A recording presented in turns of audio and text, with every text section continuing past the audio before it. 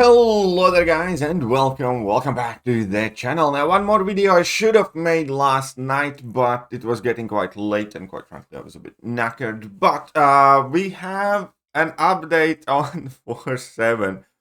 Now for those of you who have not been following the Alliance War saga, in between 15 other issues this season, one of the things was a clerical error where a diversity point scoring went live earlier than Kabam said it would, which obviously resulted in a lot of alliances winning wars they otherwise shouldn't have, with a lot of alliances losing wars they otherwise shouldn't have.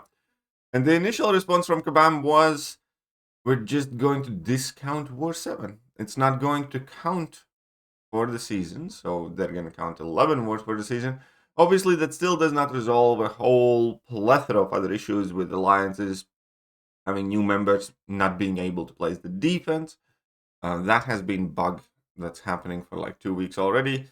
That doesn't resolve the issues with alliances not being able to find matches on time and not getting points for that. And that has not resolved other issues surrounding the defensive tactic as well. But in the case of War 7, it kicked up a big stink for many of the players. Especially to do with the top of the leaderboard and implications of that War 7. So now we have a new post, a new update. Here with another update for AW. Previously, we made the decision to omit War 7 from the current season scoring due to unforeseen impact this would have on top alliances in this competitive mode. Our team has decided to revert this decision. While we made the initial decision to set things right, believing no alliance should lose due to a clerical error, this had serious ramifications at the top of the leaderboard. We understand this has been a messy season on the handling of War 7 will cause for further friction. As a result, the team has made the decision to bump every alliance one rewards tier at end of the season. As a result, all Masters alliances will receive 7-star Scarlet Witch. As a result of this change, rewards payout may be delayed from the normal timeline. Please have the patience as we try to make this adjustment to compensate impacted alliances and remain in your current alliance until the season completes. It's worth reminding, I think this is wrong, it should say remain in your current alliance until you receive your rewards. But okay. It's worth reminding you all that this tier bump is in addition to the previously mentioned compensation for the difficulties this season. Thank you. And the reason for this is because at the top of the Alliance War brackets, this War 7 diversity scoring issue didn't really impact anything because all of the top Masters alliances always play with 150 diversity anyways. And just discounting War 7, completely changed up the leaderboard pretty much. And I guess Kabam wasn't entirely comfortable with that. But it is, yet again, another headless chicken type of movement. On the bright side, though, as you guys will see by the comments, this is much better received, though, because it is much better change, because effectively, everybody gets higher tier rewards now. And that's, a good thing. Even if you lost that one war, the, difference you couldn't have been more than an entire tier of rewards. With a single additional dub or an L, you wouldn't jump more than one tier anyways.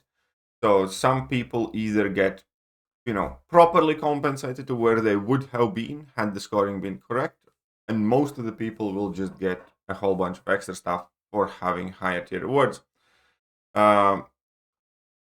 Thank you for listening to reason. This is much better solution. To really appreciate. There you go. So this is definitely much better received. Great stuff. It's a shame that it took what it did to get there. First step in the right direction, at least. Still can't fathom what the internet play experience was meant to be here.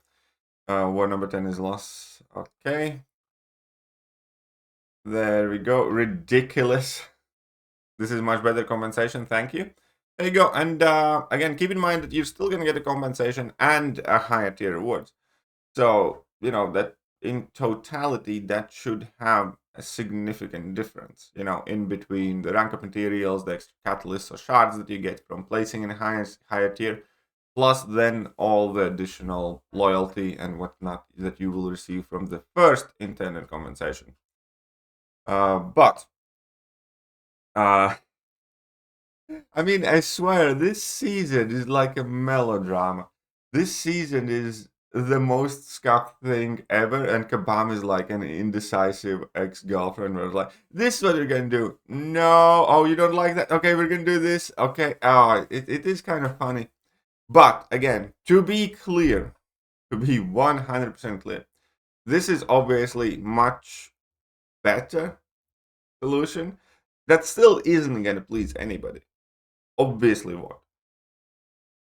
Because the biggest benefit here is if you didn't get affected by the diversity thing, or if you won a war with diversity thing, lost the war because of it, you're effectively getting what you're owed, whilst everybody else is getting kind of extra stuff. But ultimately, in between this and again the rest of the compensation, everybody's getting something extra at the very least, and there's just no way. Again, this is why I was and still am for closing the season out, because this is better, but there's just no way that Bum's ever gonna find a road to pleasing everybody in regards to the situation in the war.